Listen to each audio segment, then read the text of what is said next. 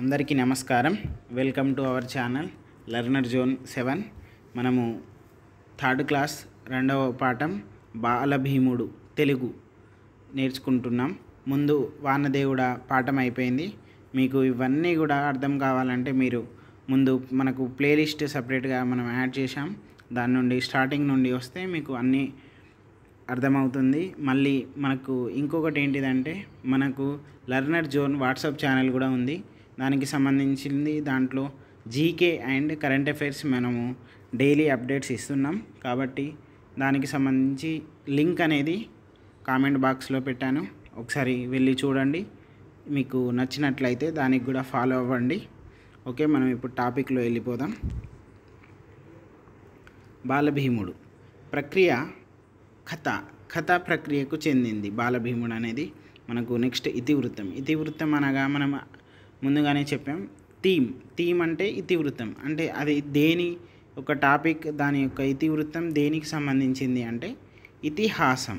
బాలభీముడు ఏ ఇతివృత్తానికి చెందింది అని కూడా మనకు క్వశ్చన్స్ అడగవచ్చు.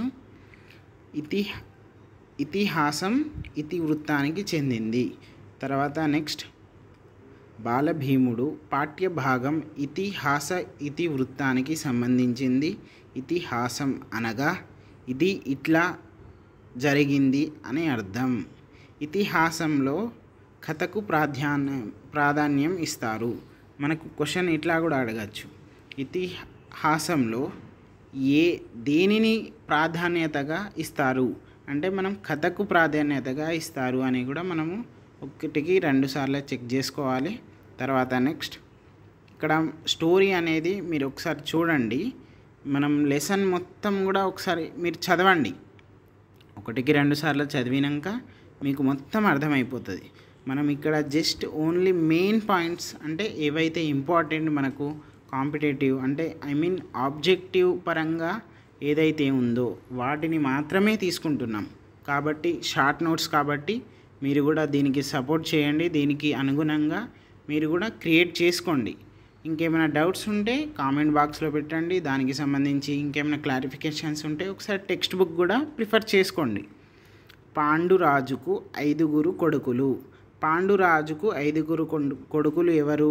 పంచ పాండవులు.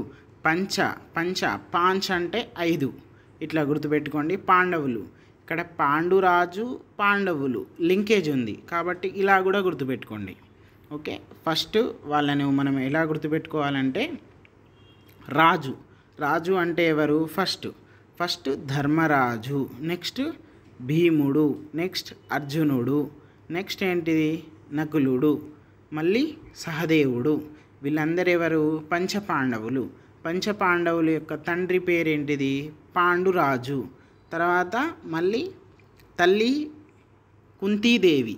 కాబట్టి ఇది కూడా ఇంపార్టెంట్, ఒకసారి చూడండి. మళ్ళీ మీరు టెక్స్ట్ బుక్ కూడా ఒకసారి చూసుకోండి. నెక్స్ట్ పాండురాజు అన్న ఎవరు? ధృతరాష్ట్రుడు. పాండురాజు తర్వాత ధృతరాష్ట్రుడు అన్నదమ్ములు. ఈ పాండవులు కౌరవులు అన్నదమ్ములని మనం మహాభారతంలో చూసాం. అక్కడనే దానికి మనము లింకేజ్గా ఎలా చేసుకోవాలంటే ధృతరాష్ట్రుడు పెద్దవాడు, పాండురాజు అనేవాడు చిన్నవాడు. కాబట్టి పాండురాజు కొడుకులు పంచపాండవులు. ధృతరాష్ట్రుడు కొడుకులు ఎవరు? కౌరవులు. కౌరవులు ఎంతమంది? 100 మంది. ఓకే, నెక్స్ట్ ఇక్కడ కౌరవులు పాండవులు వీళ్ళు ఏ రాజ్యాన్ని పరిపాలించిండ్రు, ఏ రాజ్యాల్లో ఉన్నారు అంటే ఇక్కడ మనము క్లారిటీలో ఉంది, మన టెక్స్ట్ బుక్లో కూడా ఉంది. హస్తినాపురానికి రాజు ఎవరు? ఇక్కడ కౌరవులు మళ్ళీ పాండవులు. ఇక్కడ వాళ్ళ మధ్య గొడవలు అవుతాయి, అది అంతా కూడా స్టోరీ ఉంటుంది. ఒకసారి మీరు చూడండి. కౌరవులలో పెద్ద కొడుకు ఎవరు అంటే పెద్దవాడు. ఇక్కడ మనకు పాండవులలో ధర్మరాజు పెద్దవాడు ఎట్లా ఉన్నాడో కౌరవులలో అంటే 100 మందిలో మొదటివాడు ఎవరు? దుర్యోధనుడు. తర్వాత ఇక్కడ విషం తినిపించింది దుర్యోధనుడు. ఎవరికి విషం తినిపించారు? దుర్యోధనుడు భీముడికి విషం తినిపించాడు. ఎందుకు తినిపించాడు అంటే వాళ్ళకు ప్రతి ఆటలో కానీ ఇంకా పోటీలలో ఇక్కడ కౌరవులకు సాటిగా ధీటిగా పంచపాండవులలో భీముడు అనేవాడు బాగా పోటీ ఇచ్చేవాళ్ళు, వాళ్ళకి నచ్చకపోయేది.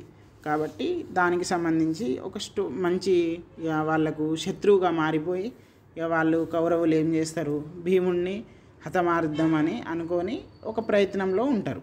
కాబట్టి అక్కడ విషం తినిపిస్తారు. విషం తినిపించినాక అతను ఏమవుతుంది, పాతాళ లోకంలో ఉన్న భీముని బంధువు పేరు నాగరాజు. అంటే ఇక్కడ విషం తినిపించినాక పాతాళ లోకంకి వెళ్ళిపోతాడు. పాతాళ లోకంలోకి వెళ్ళిపోయినాక అక్కడ సర్పాలు అంటే పాములు బాగుంటాయి. ఆ పాములలో నాగరాజు, పాము అంటే మనకు నాగరాజు అన్నట్టే. ఆ నాగరాజు ఎవరు, మన భీమునికి బంధువు అని తెలుసుకుంటాడు. తెలుసుకున్న తర్వాత ఇతను విషం ఎవరు, వాళ్ళ అన్న దుర్యోధనుడు తినిపించిన తర్వాత ఆ విషాన్నంతా అక్కడ ఉన్నటువంటి సర్పాలు అన్నీ కూడా తీసేస్తాయి, అంటే పీల్చుకుంటాయి. పీల్చుకొని ఆయనకు 1000 ఏనుగుల బలము ఇస్తాయి.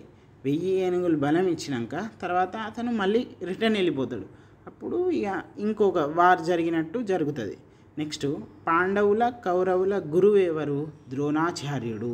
ఇది చాలా అంటే చాలా ఇంపార్టెంట్ మనకు.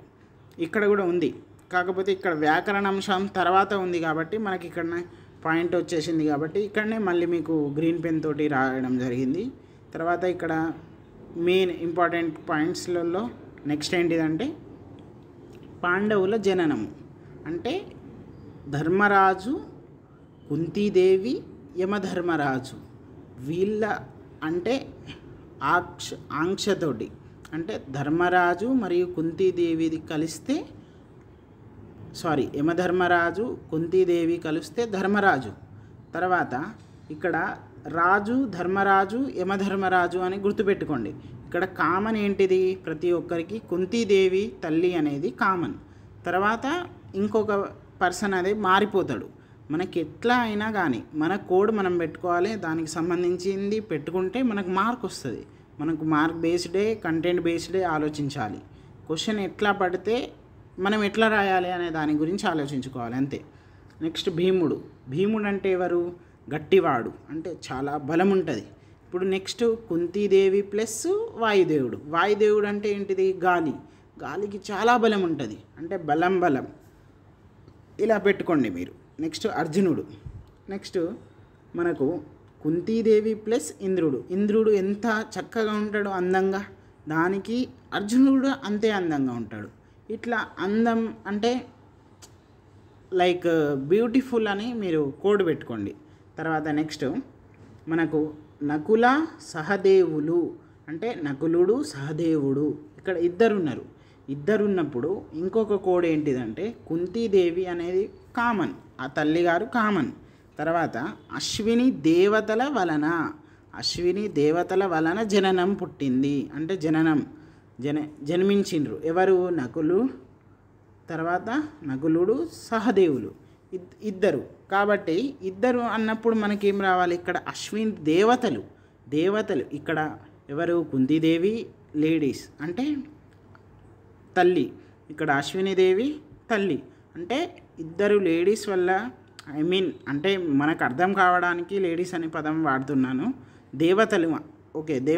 దేవతల వల్ల ఎవరి జననం, నకులుడు సహదేవుడు, ఇట్లా దేవతలు అని మీరు చూసుకోండి. నెక్స్ట్ వ్యాకరణ అంశానికి వస్తే ఏకవచనం అంటే ఏంటిది, ఒక వస్తువు పేరు లేదా పేరు తెలిపే పదాన్ని ఏకవచనం అంటారు.